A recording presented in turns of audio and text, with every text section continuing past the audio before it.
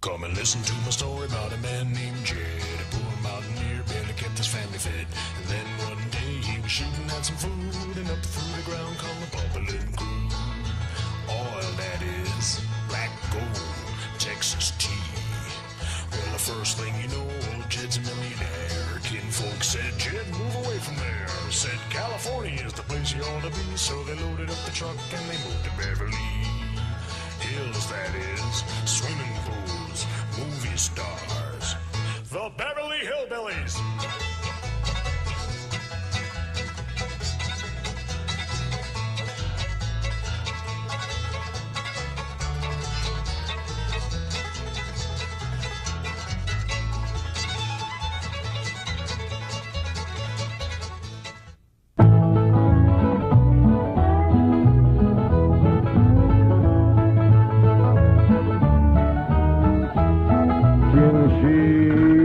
Bake a cherry pie, Billy boy, Billy boy.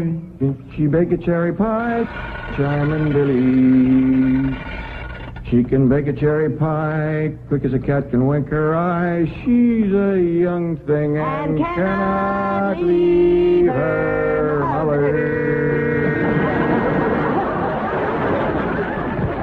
Well, Granny, did you pick out your spot yet for the garden? Yep. I kind of favor a patch right close here to the house. I'll plow you up something there directly. Yeah, just enough for some onions and taters and some Rudy Bakers. And a few rows of corn. Paul? Morning, Granny. Paul, can I help you with the plowing and the spading? Well, Ellie, I'd rather you put on one of them pretty dresses that Miss Hathaway got you. But, Paul, I can plow better than these clothes. Plowing. You know, Ellie, I'd like you to wear one of them dresses kind of regular. Wouldn't you, Granny? You're mighty fetching in a dress, Ellie. Prettier than a tub of fresh churned butter.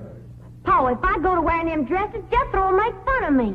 I reckon he hadn't better. Now, you run along and put on something with skirts. All right, but he hadn't better make fun. He won't. You know, speaking of Jethro, I think he's got himself a sweetheart.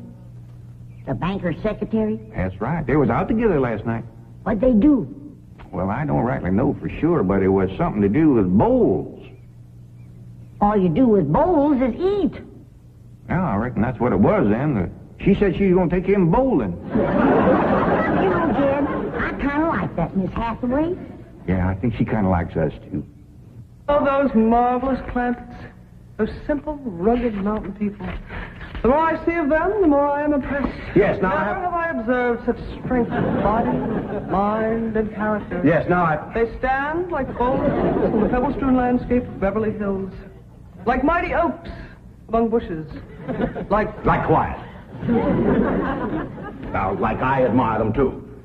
But those boulders need polishing, and we've got to put some city leaves on those oaks before my wife gets back from Boston. Incidentally, in any endeavor requiring physical strength, they are most exceptional. I took Jethro bowling last night. Here's the bill. $3,000. How many games did you bowl? Well, you see, what happened was this. I said to Jethro, Pick up that bowling ball, she says, and see can you knock over them pins down yonder. They's just sticks. Anyway, I snatches up that rascal, draws back, and lets her fly. Did you knock down them pins? Yeah, the pins, the pin boy, the end of the building, a brick wall, and a signboard down on Sunset Boulevard. I bet you Miss Jane didn't do that good. Well, she didn't even try. But she just looks at me and says, Jethro, you're strong as an ox and twice as handsome. Ain't no two ways about it, Granny. That city girl is sweet on this boy. I reckon so, the way she's bragging on his looks. You are handsomer than an ox. Thank you, Granny. Cousin Ellie, you're a city girl now. Do you You think... see that, Paul? I told you this would happen if I took to wearing these dresses. If you call me that again, I'll turn you every way but loose. Say nothing but city gal. Ellie, May, climb it. Get up from there or you're going across my knee. And Jethro, you're going across mine. What did I do that was so all-fired bad? In that dress, she looks just like a city gal. You did it! I reckon we better go out there and see she don't hurt him.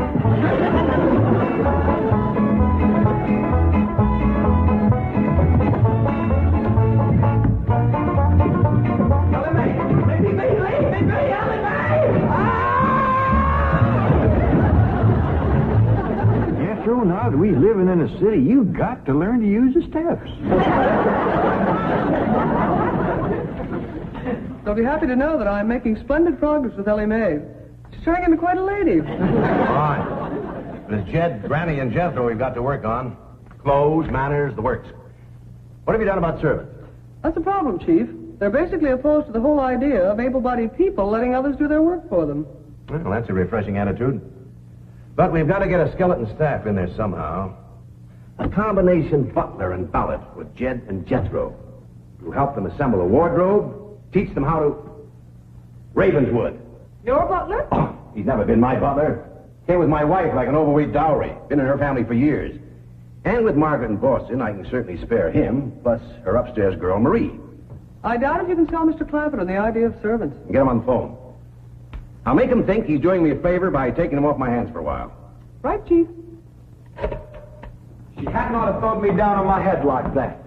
What if I'd have been carrying a frog in my hat? You ain't supposed to be wearing your hat in the house. Well, Granny, where's a fella going to carry a frog? They jump out of your pocket. Hello? Oh, howdy there, Mr. Drysdale. Glad to have you back from Boston. Your missus come with you? Oh, that's too bad. I know her and Granny'd hit it off like two sows in a mud waller. Yes, I'm sure they would. No recipes?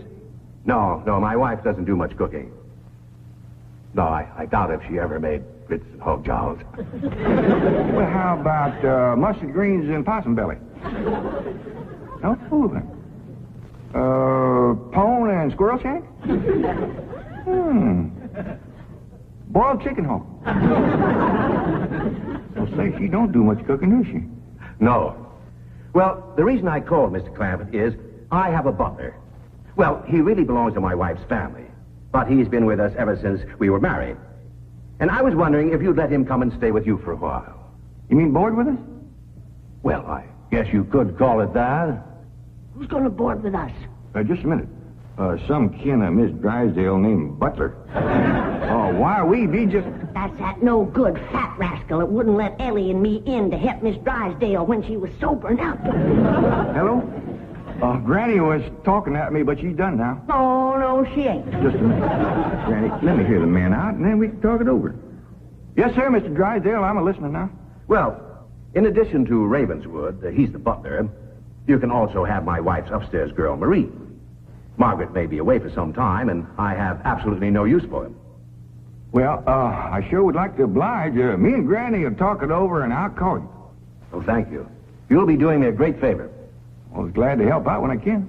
Thank you again, Mr. Clampett, and goodbye.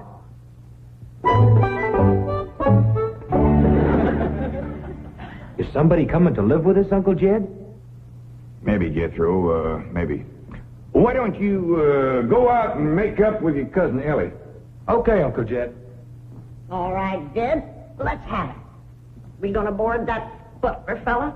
Well, Mr. Drysdale will take it mighty kindly if we did. He says he ain't got no use for him. I don't like him myself. You only met him once? Once was enough. I asked him real nice. I said, are you doing for Miss Drysdale that she's feeling poorly? Are you doing the washing and the scrubbing and the cleaning for her? And he looks right down his nose at me and says, Madam, I am a butler. I reckon he is proud of his name. Kind of fancy. Ravenswood Butler. I don't care if it's Stonewall Jackson. And I think Mr. Drysdale has a lot of gall to ask us to take his wife's kinfolks off his hands. Well, now, I'm mighty beholden to him. You know he's keeping my $25 million in his bank, and he ain't charging me one penny to do it. That's his business. You didn't ask him to do it. Well, now, Granny, if it was just Mr. Butler, I might agree with you, but there's a sad side to the story, too. What's that? Well, you've heard of Mr. Drysdale speak of his stepson? That's his wife's boy by her first marriage? The one they call Sonny? Yeah. Well, it seems she's got a girl, too. And there must be something wrong with her. What? Well, I don't know, but they keep her upstairs. No. Yeah. He spoke of her as my wife's upstairs girl. The poor thing. Her name's Marie, and he'd like us to take her and Mr. Butler. Don't doggone it, Jed. We got enough to do to take care of this big place without... He didn't say what was ailing her, huh? Well, no, but if you ask me, they ain't eating right over there. No. You know what Mr. Drysdale told me? What? His wife ain't never cooked grits and hog jaw. Ah, go on. That's a fact. Nor mustard greens and possum belly. Nor pone and squirrel shank. Nor even boiled chicken hog. Land of mercy. You can't hardly blame Mr. Butler for getting a mite cranky. Man don't eat right, he gets that way. Well, Jed, I reckon it won't do no harm to take him in for a spell. Granny, for such a little woman, you got an awful big heart. Well, I feel sorry for the poor girl. But the first time that fancy pants Mr. Butler looks down his nose at me, I'm gonna chuck him in the cement pond.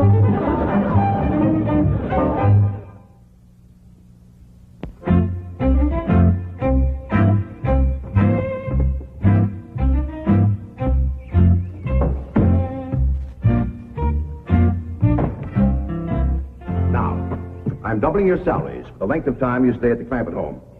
But if one word of this gets back to my wife in Boston, you're both out of work with no references.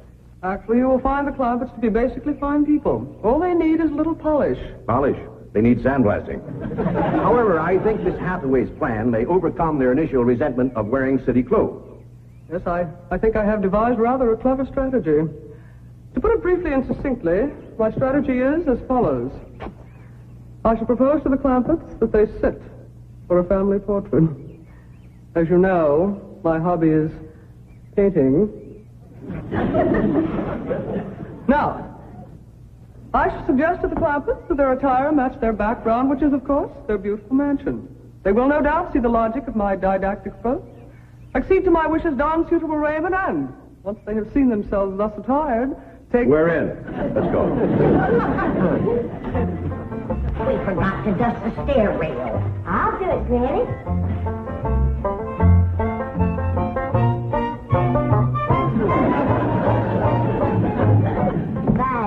Wearing boys' clothes does come in handy sometimes.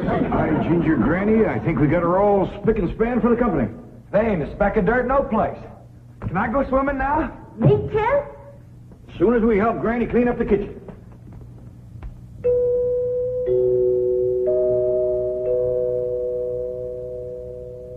There goes that music again. Sure is good. You ever find out where that comes from? Know 'em, Granny. Every single time I commence to looking for it, somebody comes to the door. Nobody to the door now? There will be. You'll see.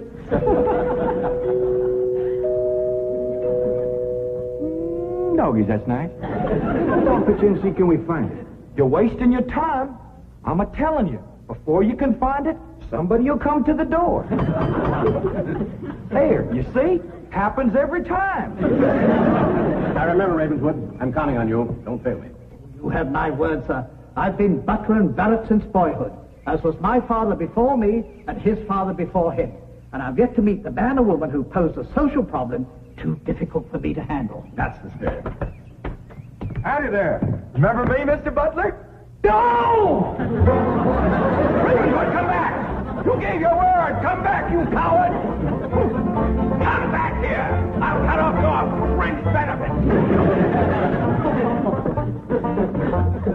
Ravenswood probably forgot something. He'll return shortly. Meanwhile, this is Marie. This is Drysdale's upstairs girl. Marie? J.D. Clampett? Howdy. Jethro Bodine? Ellie Mae Clampett? And Grandma Clampett. No, ma'am. I am a Moses. Pardon? Granny's related on my wife's side. They's the Moses family from Tennessee. Then your name is Granny Moses? Grandma Moses. That's right. There was a very famous Grandma Moses who painted primitives. I've whitewashed a few myself. I'll show Marie to her room. Listen, Marie, honey. Over here, you got the run of the house. You don't have to hide upstairs. Ain't nothing nothing wrong with that girl, but want some good cooking will cure her. She's half starved.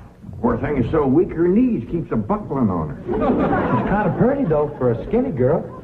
Just wait till she gets a mess of Granny's grits and hog gels. That'll fill her out. Well, I'll get some of cooking. Guess that butler fellow will be coming back directly. Oh, and Granny, can we have some of that salted down possum belly that Ma sent us? Well, I reckon it is kind of a company meal. Granny, open up a jar of them pickled crow gizzards. Now, Jed, we don't want to spoil these folks. They might get to thinking we eat like that every day. Baby, will you do something nice for me? Sure, Pa. Will you go get into that pretty dress again?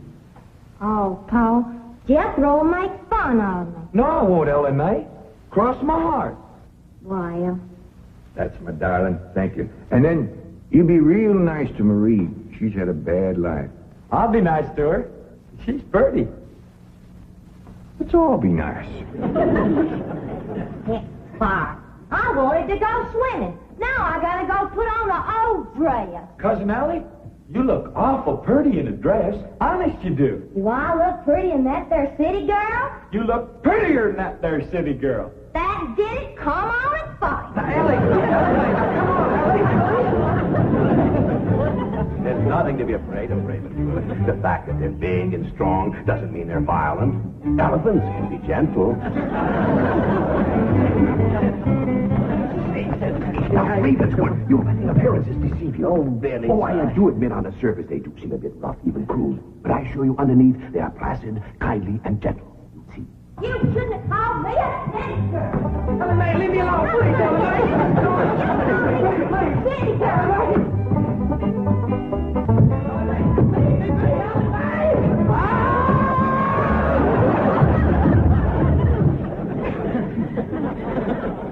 Mr. Butler, don't never say anything nice to that girl. She'll kill you.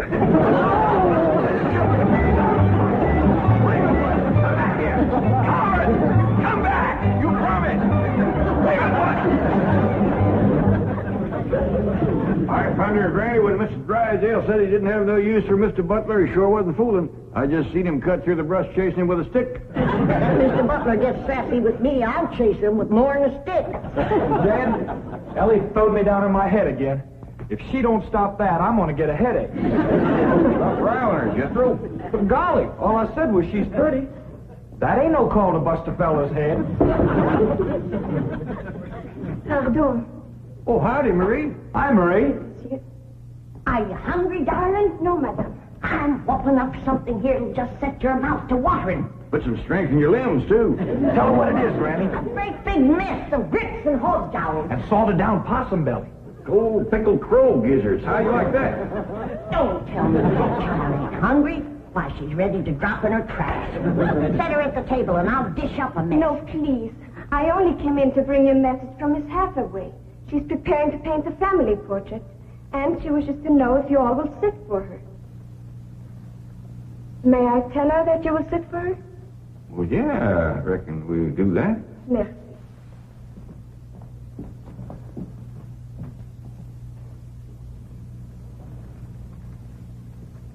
Well, just get at it.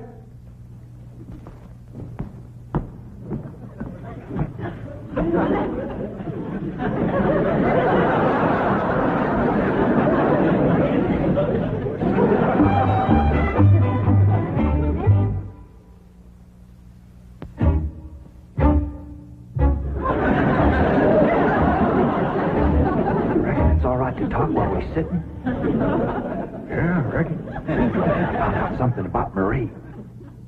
What? She's scared of Mr. Butler. How'd you know? I asked her to go swimming with me, and she says he wouldn't allow it. What business is it of his? That's what I said. And she says he's a butler, and I'm just an upstairs girl. And I got to do whatever he says. We'll see about this. Oh, dingies. Let's hit Mr. Drysdale, find him, and give him a whooping. Oh, kitchen granny. Well, you go put a dress on like you promised. Uncle Jed, I'm going swimming. If I see him, I'll fetch him in. Don't go jumping in with your clothes on again. Well, I won't, Uncle Jed.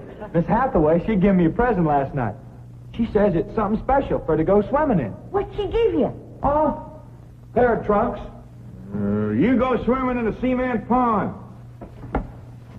Boy, it's too big to go swimming in a trunk. Ed, In a pair of them. I got a feeling that Mr. Butler feller is going to be trouble. Yeah, we can handle him. Well, I still say that I think Mr. Drysdale has a lot of nerve to ask us to board his wife's relations. Maybe he's just fed up.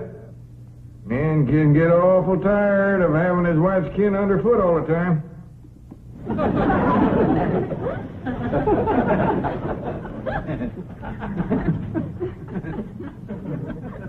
He told me that Butler fella had been living with them ever since they was married. I declare some in-laws latch on to free room and board like leeches. It takes a mule kick to jar 'em loose. You can't hardly blame Mr. Drysdale for trying to get shed of a critter like that.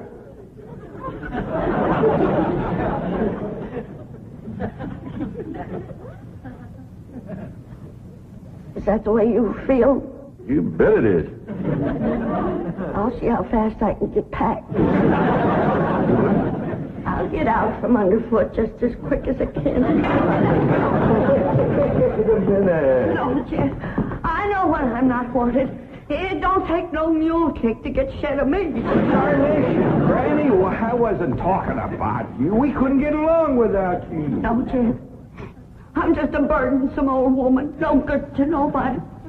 Why don't you throw me down the well?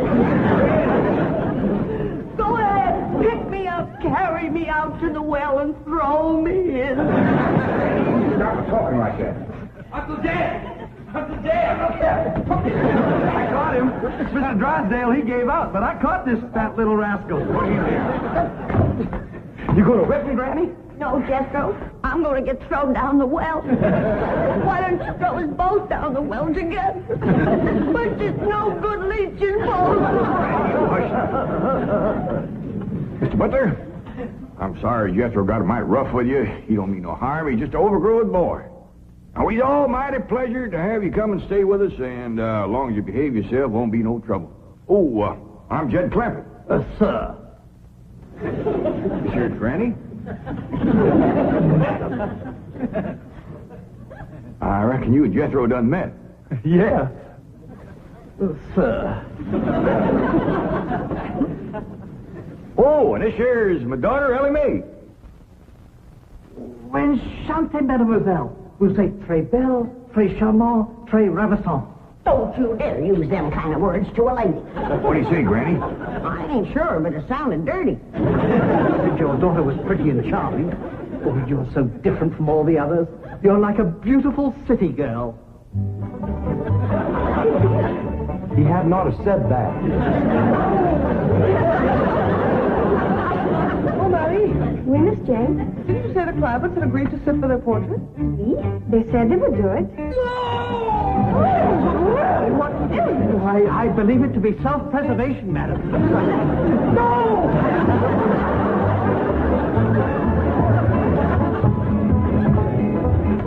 Don't take to the stairs, she'll catch you sure.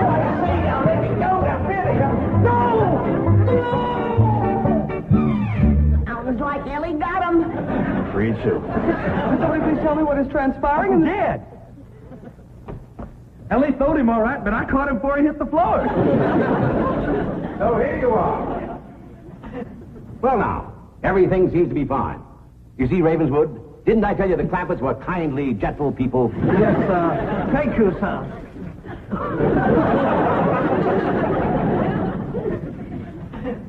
We're going to have to feed up both of them, Granny. His knees is buckling, too.